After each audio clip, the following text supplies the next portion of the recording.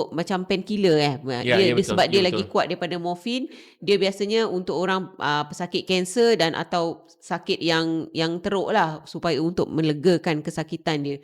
Dan saya rasa kan, pihak kerajaan, saya baca tentang berita tentang fentanyl ni, rupa-rupanya memang daripada beberapa tahun yang lepas dia dah diseludup banyak masuk dekat dalam Malaysia, dan benda tu semakin lama semakin berleluasa, dan tak mustahil juga macam Cik Nizam cakap, benda ni dia akan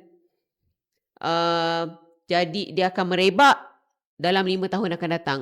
Dan apa yang kerajaan kena buat sekarang ni, kerajaan kena ambil berat, bukan setakat kau ambil tangkap orang tu masuk lokap. Tak, benda ni kau kena cantas daripada. Kalau kau cantas orang yang ambil je, benda ni tak akan selesai, betul tak Cik Nizam? Kau kena cantas dekat dia punya supplier, dekat dia punya supplier ke, distributor ke, mana-mana lah. Tokan-tokan ni yang kau kena tangkap. Kau tangkap yang kecil-kecil tu untuk cukupkan kau punya kota orang masuk penjara tu, memang tak jadi apalah. Kuantiti tetap sama.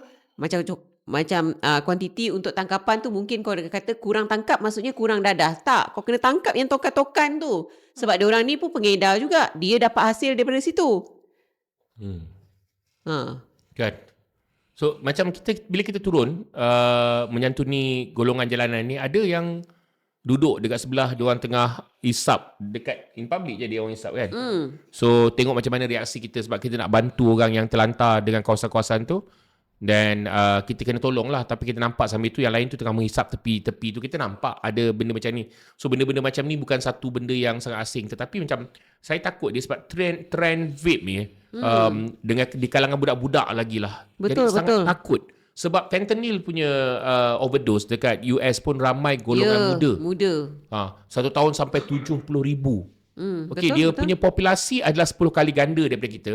Bayangkan kalau dia boleh sampai 70,000 lebih dekat 80,000. Bayangkan kalau kita akan ada 8,000 setahun. Maksudnya tiap-tiap bulan tu mungkin ada 600 orang yang mati. Mungkin every day ada 20 orang.